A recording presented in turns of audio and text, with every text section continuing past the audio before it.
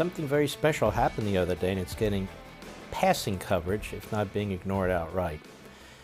And that is the signing of peace deals between the Jewish state of Israel and the Arab Muslim states of Bahrain and the UAE. And none of that would have been possible but for the involvement of the President of the United States, Donald Trump. This is truly historic. It's truly remarkable. The President of the United States, for all the grief that he takes, he took a completely different course in the Middle East. Whereas the Obama-Biden administration decided to give $150 billion to a terrorist regime that has been responsible for killing Americans, including in the Iraq War with the IEDs and so forth. $150 billion, and as the President points out, another $1.8 billion in cash that was flown under cover of darkness with a plane that didn't have an identification on its tail, dropped off at the airport for this Islamo-Nazi regime.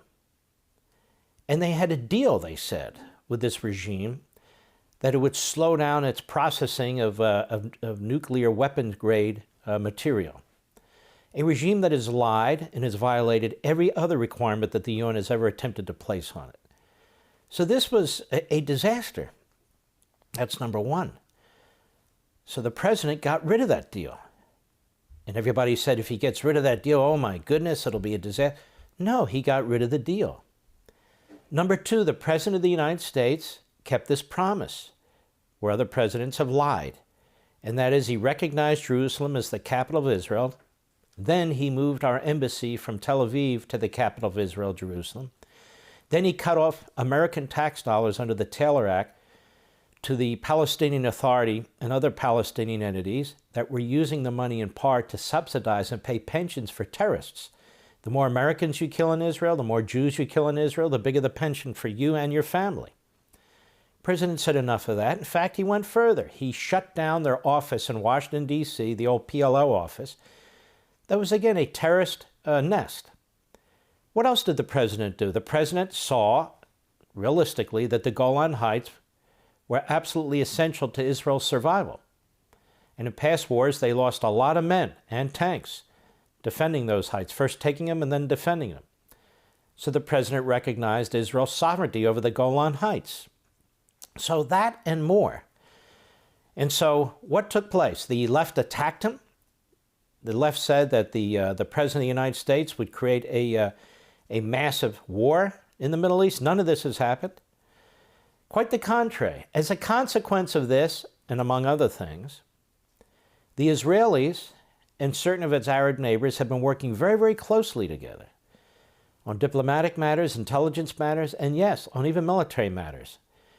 Israel has been working very closely with Egypt, very closely with Saudi Arabia, very closely with Jordan, and a number of other countries. And so now what's been going on in the shadows to some extent is now coming out in front of full sunlight. And so you see the beginning, the UAE, United Arab Emirates, Bahrain. Bahrain is basically a client state of Saudi Arabia. Bahrain would not be able to make the deal with Israel unless Saudi Arabia went along with it. And so this is a tremendous development, and even more, Kosovo, Muslim, has now opened diplomatic relations with Israel and intends to put an embassy in Jerusalem. Those Arab countries I've already mentioned intend to put embassies in Jerusalem. So Donald Trump has actually been quite brilliant in his dealing with the Middle East. Look how peace is breaking out in the Middle East. Look how he's destroyed ISIS. We used to get stories 4 or 5 years ago during the Obama-Biden administration of the horrific rape and torture and murder and the videos that were on the internet. You don't see any of that anymore. Obama and Biden gave up. They just decided that ISIS was ISIS and what a damn thing we can do about it. So they're funding Iran. They gave up on defeating ISIS. And one other thing they were doing, they were putting enormous pressure on Israel. It was the most hostile administration toward Israel since the State of Israel was founded. And on the way out the door, John Kerry gave a vicious, horrific speech trashing and attacking the State of Israel for the whole world to hear. For the whole world to hear. And on another anti-Semitic vote in the UN, under Obama and Biden, they voted present. Present.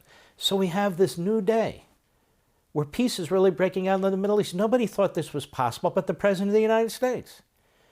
And so it comes to fruition this week when the Foreign Minister of the UAE, the Foreign Minister of Bahrain, the Prime Minister of Israel, and the President of the United States all meet at the White House and they sign these peace agreements.